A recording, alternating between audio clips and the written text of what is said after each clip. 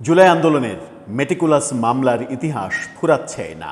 একের পর এক চাঞ্চল্যকর, শুধুমাত্র চাঞ্চল্যকর যে ব্যাপারটা শুনলে রাগ হবে, হাসি পাবে, অবাক বিস্ময়ে ফেটে পড়বে মানুষ, শুধুমাত্র সেরকমগুলোই আপনাদের সঙ্গে কখনো কখনো শেয়ার করি। এবার আরেকটা মজার খবর এসেছে জুলাই মামলা নিয়ে। সেখানে দেখা যাচ্ছে যে একটা ব্যক্তি আহতই হননি, কোনো ধরনের তার গায়ে ফুলের টোকাও লাগেনি। সেই ব্যক্তি জুলাইয়ে মামলা করেছেন, তার ৩৫ থেকে ৪০টা গুলি লেগেছে শরীরে, এই অভিযোগ করে মামলা করেছেন। এবং মামলার যে জায়গা, তিনি যে জায়গায় ছিলেন বলে মামলায় দাবি করেছেন, সেখান থেকে অন্তত ১২০-২৫ কিলোমিটার দূরে সেই সময় তিনি অবস্থান করছিলেন। অর্থাৎ প্রায় ১৫০ কিলোমিটার দূরে থেকে তিনি গায়ে ৩৫-৪০টা গুলি নিয়ে মামলা করলেন মেটিকুলাস ডিজাইনে। এই মামলাগুলোর বুদ্ধিটা কে দিয়েছিল? আসিফ নজরুল। আসিফ নজরুল এত ক্রিমিনালি বুদ্ধি মাথার ভেতরে তিনি লালন পালন করেন সযতনে, এটা কি কেউ এই বাংলাদেশে তিনি আইন উপদেষ্টার দায়িত্ব নেওয়ার আগে কল্পনাও করেছিলেন? তাকে আমরা বেশিরভাগ সময়ই তাকে এভাবেই চিনতাম যে তিনি প্রচণ্ড স্বার্থবাদী মানুষ। যখন যাকে প্রয়োজন তখন তিনি তাকে তুষ্ট করার চেষ্টা করেন, তেল মারেন, সুবিধা অনুযায়ী না হলে তার সমালোচনা করেন। এই ব্যাপারগুলো দেখেছি। এই তো এখন ভিডিও সম্প্রতি ভাইরাল হয়েছে, বর্তমান প্রধানমন্ত্রীর প্রশংসা করতে করতে অস্থির হয়ে যাচ্ছেন, বেগম খালেদা জিয়ার প্রশংসা করতে করতে অস্থির হয়েছেন। কিন্তু আওয়ামী লীগের সময় তিনি বিভৎস মন্তব্য করেছিলেন এই বর্তমান প্রধানমন্ত্রীকে নিয়ে। বলেছিলেন যে আমি বুঝি না তারেকের মতো একজন মানুষের বন্ধু হয় কিভাবে। মামুন চ্যানেল 1-এর যিনি মালিক, সেই মামুনের কথা বলছেন।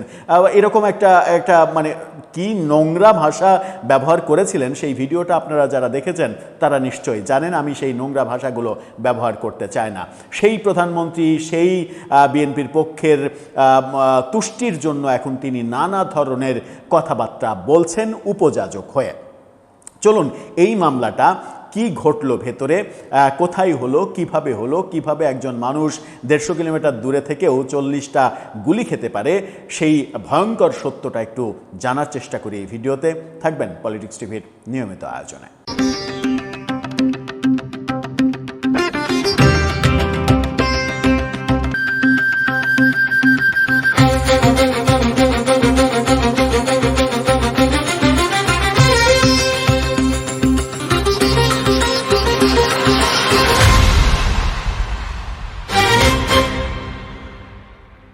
দর্শক, বলছিলাম মেটিকুলাস মামলার কথা, যে মামলার কথা শুনলে যে কেউ শিউরে উঠবে, অবাক হবে, হাসি পাবে, ভৎসনা করবে, অনেক কিছু করতে পারে।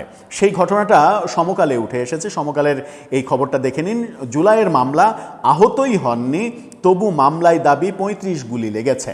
প্রকৃতপক্ষে দাবি করা হয়েছে ৩৫ থেকে ৪০টি গুলি লেগেছে। এখন কি ঘটেছে? বৈষম্যবিরোধী আন্দোলন চলাকালে রাজধানীর যাত্রাবাড়িতে, রাজধানীর খবর, পুলিশ ও আওয়ামী লীগ নেতাকর্মীদের হামলায় রিমন নামের এক কিশোর গুরুতর আহত হওয়ার অভিযোগে মামলা করেছিলেন তার মেটিকুলাস বাবা মোহাম্মদ মামুন। যদিও মেটিকুলাস শব্দটা এখানে ব্যবহার করা হয়নি। এজাহারে তিনি উল্লেখ করেছিলেন তার ছেলের শরীরে ৩৫ থেকে ৪০টি গুলি লেগেছিল। পাশাপাশি ধারালো অস্ত্র ও রড দিয়ে কুপিয়ে পিটিয়ে জখম করা হয়েছে। তবুও তার ছেলে বেঁচে আছে। ৪০টি গুলি খেয়েছে, ধারালো অস্ত্র দিয়ে তাকে কুপানো হয়েছে, রড দিয়ে পেটানো হয়েছে, তবু তার ছেলে বেঁচে আছে বহাল তবিয়তে। তবে খোঁজ নিয়ে জানা যায়, আহত হওয়া তো দূরের কথা, কথিত ভুক্তভোগী ছিলেন ঘটনাস্থল থেকে ১২৭ কিলোমিটার দূরে ব্রাহ্মণবাড়িয়ার কসবায়। তিনি নিজেও সমকালের কাছে সেটা স্বীকার করেছেন। অর্থাৎ এই আসামি এই বাদী তিনি স্বীকার করেছেন যে ঘটনা এটা, আদতে ওখানে আমি ছিলামই না। এদিকে অভিযোগ মিথ্যা হলেও হয়রানি হতে হয়েছে এই মামলার অভিযুক্ত অনেক সাধারণ মানুষকে। ৬৯ আসামির মধ্যে বেশ কয়েকজনের কাছ থেকে বিভিন্ন অঙ্কের টাকা নেওয়ার অভিযোগ পাওয়া গেছে। মামলার বাদী বলছেন আসামিদের কাউকেই তিনি চেনেন না, তাকে দিয়ে মামলা করানো হয়েছে। যার বিরুদ্ধে মামলা করানোর অভিযোগ, সেই বিএনপি নেতা বলছেন মামলায় ভুল আসামির নাম ঢুকিয়েছেন আইনজীবী, যদিও আইনজীবী এই অভিযোগ অস্বীকার করছেন। বুঝছেন কি অবস্থা। 2024 সালের অক্টোবরে আদালতে করা মামলাটির এজাহারে বলা হয়েছে, ওই বছরের 4 আগস্ট দুপুর 12টার দিকে ছাত্র আন্দোলন চলাকালে বাদীর ছেলে রিমন যাত্রাবাড়ি কাঁচাবাজার থেকে বাসায় ফিরছিলেন। তখন যাত্রাবাড়ি মাতৃসদন হাসপাতালের পাশের রাস্তায় দেশীয় অস্ত্রশস্ত্র নিয়ে তার উপরে আক্রমণ করা হয়। ডেমরা থানার তৎকালীন পরিদর্শক অপারেশন সুব্রত কুমার পোদ্দার শটগান দিয়ে গুলি করলে রিমনের পেটের বাম পাশে জখম হয়ে গুলি বেরিয়ে যায়। সেই সঙ্গে মহানগর পুলিশের ওয়ারি বিভাগের তৎকালীন উপকমিশনার ইকবাল হোসেন, অতিরিক্ত উপ কমিশনার নুরুল আমিন, যাত্রাবাড়ি থানার পরিদর্শক তদন্ত জাকির হোসেন, একই থানার এসআই সেলিম সরকার ও ডিবির এসআই শিকদার মহিতুল আলম শটগান দিয়ে কিছুটা দূর থেকে গুলি করলে ছেলের পিঠ থেকে 10-12টা স্থানে জখম হয়। এতগুলো গুলি করছে, শটগান থেকে গুলি করেছে, ছেলে মরেনি কিন্তু। বঙ্গবন্ধু ফাউন্ডেশনের সহসভাপতি AK-M শাহ আলম রামদা দিয়ে ডান পাশে পায়ের উরুতে কোপ দেয়, উরুতে কোপ দিছে, তাও সে বহাল তবিয়তে আছে, এবং কোপ দিছে যাত্রাবাড়িতে, কোপ লেগেছে গিয়ে ব্রাহ্মণবাড়িয়ার কসবায়। এত বড় রামদা ব্যবহার করেছে এই আওয়ামী লীগ নেতা। বিভিন্ন ঠিকানার আরও 15 জনের নাম উল্লেখ করে বলা হয়, তারাও শটগান দিয়ে গুলি ছুড়লে রিমনের 2 হাঁটুর নিচে 35 থেকে 40টি গুলি লাগে। 2 হাঁটুর নিচে লাগছে, মানে একেবারে আন্নিক করে 2 হাঁটুর নিচে 40টা গুলি করছে।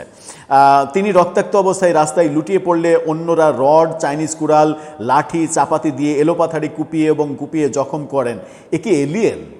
মানে এত গুলি করলো, এত কুপালো, এত মারলো, এই এলিয়েনটা মরলই না, আজব ব্যাপার। এই হামলাকারীর মধ্যে রয়েছেন সাবেক সংসদ সদস্য সাইদ খোকন, হানিফের ছেলে সাইদ খোকন, সে তাকে গিয়ে কুপিয়েছে। কাজী ফিরোজ রশিদ, মানে জাতীয় পার্টির নেতা কাজী ফিরোজ রশিদ, বৃদ্ধ একজন মানুষ, তিনি যে কুপিয়েছেন। সম রেজাউল, সাবেক মন্ত্রী, তিনি যে কুপিয়েছেন। শেখ ফজলুর তাপস ধানমন্ডি থেকে ওই ব্রাহ্মণবাড়িয়ার কসবায় গিয়ে কুপিয়েছেন। যুবলীগের চেয়ারম্যান ফজলে শামস করিম, যুবলীগের চেয়ারম্যান, তিনিও কুপিয়েছেন। সাধারণ সম্পাদক মইনুল হোসেন নিখিল, যার বাড়ি একেবারে ঢাকার আরেক প্রান্তে, তিনি ওখানে গিয়ে কুপিয়েছেন এবং সেই কোপ গিয়ে ব্রাহ্মণবাড়িয়ার কসবায় গিয়ে লেগেছে। এ ব্যাপারে জানতে রিমনের সঙ্গে যোগাযোগ করে সমকাল। মামলায় বয়স 20 বছর বলা হলেও তিনি দাবি করেন তার বর্তমান বয়স 17 বছর। অথচ মানে 17 বছর এখন বয়স, তার মানে তার ঘটনার সময় তার বয়স ছিল 15 বছর। ব্রাহ্মণবাড়িয়ার কসবায় একটি গাড়ির ওয়ার্কশপে কাজ করেন তিনি বলেন, 2024 সালের আগস্টে আমি নিজের এলাকাতেই ছিলাম, ঢাকায় যাইনি, কসবাতেই ছিল সে। মামলায় যে ঘটনার কথা বলা হয়েছে সে ব্যাপারে আমি কিছুই জানি না, আমি কোনো ঘটনায় আহত হইনি।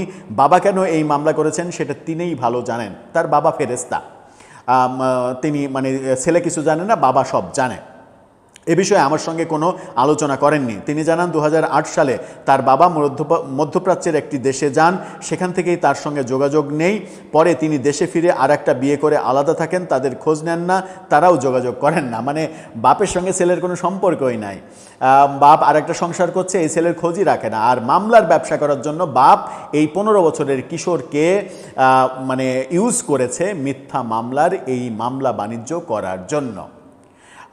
মিথ্যা মামলার হয়রানি, ভুয়া ঘটনা সাজিয়ে করা এই মামলায় আসামিদের দাবি অযথাই তাদের হয়রানি করা হয়েছে, অনেকের কাছে টাকা নেওয়া হয়েছে। পুলিশে দেয়ার ভয় দেখিয়ে মামলার 43 নম্বর আসামি ব্যবসায়ী সাদিক হোসেন রিজুর বাবা বীর মুক্তিযোদ্ধা আব্দুল বারেক বলেন, মামলা হওয়ার কিছুদিন পর 8 থেকে 10 জন বাসায় এসে মব সৃষ্টির চেষ্টা করে। রিজুকে পুলিশের কাছে ধরিয়ে দেওয়া হবে বলে ভয় দেখায়।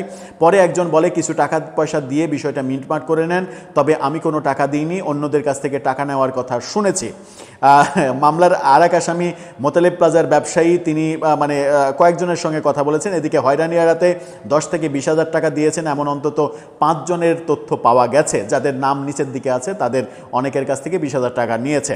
তবে নাম প্রকাশ করতে কেউই চাননি। তাদের ভাষ্য, টাকা দিয়ে হলেও ঝামেলা থেকে বেঁচেছেন তারা, দায়িত্ব নিচ্ছেন না কেউ। মামলার বাদী মামুন নিজেকে ঢাকা মহানগর দক্ষিণের 64 নম্বর ওয়ার্ড বিএনপির নেতা হিসেবে পরিচয় দেন। মিথ্যা মামলার বিষয়ে জানতে চাইলে তিনি বলেন, মামলা তো আমি করি নাই, আমারে দিয়া করাইছে আরেকজন, আসামি কাউরেই আমি চিনি না, যে মামলা করাইছে আসামিও সেই দিয়ে দিছে, তবে তিনি কারো কাছে কোনো টাকা নেননি বলে দাবি করেন।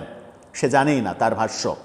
কে তাকে মামলা করিয়েছে জানতে চাইলে প্রথম কথোপকথনে তিনি ৬৪ নম্বর ওয়ার্ড পূর্ব বিএনপির সাধারণ সম্পাদক ইসমাইল ভূঁইয়া তুহিনের কথা বলেন। তবে কিছুক্ষণ পর তিনি ফোন করে বলেন তুহিন তাকে দিয়ে মামলা করাননি। তাহলে কে করিয়েছে জানতে চাইলে তিনি আর কোনো উত্তর দেননি। এমনকি এদিকে মামলায় আসামি হয়ে হয়রানির শিকারের অভিযোগ অনেকেই করেছেন। মামুন মূলত তুহিনের সঙ্গে চলাফেরা করেন, পুলিশে ধরিয়ে দেওয়ার ভয় দেখিয়ে টাকাও নিয়েছেন তুহিনের লোকজন, এই ব্যাপার উঠে এসেছে। চূড়ান্ত প্রতিবেদনে বলা হচ্ছে মামলা তদন্ত করে পুলিশ ব্যুরো ইনভেস্টিগেশন সংস্থাটির অনুসন্ধানে এজাহারের বক্তব্যে কোনো সত্যতা মিলেনি। এই ইউনিটের অতিরিক্ত পুলিশ সুপার তানজিনা আক্তার বলেন, সাক্ষ্য প্রমাণে এই সিআর পিটিশনের সত্যতা না পাওয়ায় আমরা চূড়ান্ত প্রতিবেদন দাখিল করেছি। আদালত থেকে এখনও কোনো নির্দেশনা পাওয়া যায়নি, অর্থাৎ এই মামলা মিথ্যা, এটা পুলিশ প্রতিবেদন জানিয়েছে। আমরা দেখছি যে আদালতে, বিশেষ করে ঢাকার আদালতে যত মামলা করা হয়েছে তার অধিকাংশই মিথ্যা, এরকম আজগবি গল্প সাজিয়ে করা হয়েছে। প্রফেসর ইউনূসের মেটিকুলাস আইন উপদেষ্টা আসিফ নজরুল দুটো ব্যাপার স্বীকার করেছিলেন, যে মব ঠেকাতে পারেনি এবং মামলার ব্যবসা ঠেকাতে পারেনি। এই ব্যবসার ভাগ তার কাছে নিশ্চয়ই এসেছে, যদি না আসতো তাহলে এত মামলার ব্যাপারে তিনি ব্যবস্থা নিতেন। তিনি তার সরকারের আমলে হাজার হাজার মামলা উইথড্র করিয়েছেন, রাজনৈতিক মামলা বলে হাজার হাজার মামলা উইথড্র করিয়েছেন। যখনই এই সকল মামলার কথা বলা হয়েছে তখনই বলেছেন যে এগুলো তো আদালতের ব্যাপার, আদালত দেখবে, বিচারিক ওয়েতে এগুলো যাবে, এগুলো নিয়ে সরকারের কিছু করার নেই। তাহলে হাজার হাজার মামলা, ২৫,০০০-এর বেশি মামলা উইথড্র করার সময় ওই অজুহাত ছিল না যেগুলো রাজনৈতিক বিবেচনায় উইথড্র করে নিলেন? দর্শক, আপনার কাছে কি মনে হয়? আপনার মতামত জানিয়ে লিখতে পারেন আমাদের কমেন্ট বক্সে।